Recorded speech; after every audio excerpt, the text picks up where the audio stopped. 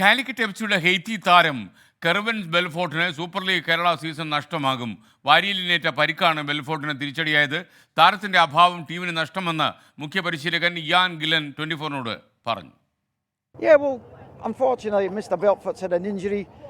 He picked that up for the SLK select game, so he's got a little bit of a problem.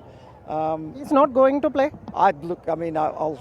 Maybe I shouldn't have said that, but yeah, he's definitely got a problem from playing for SLK, so I'm not quite sure if He will miss the season.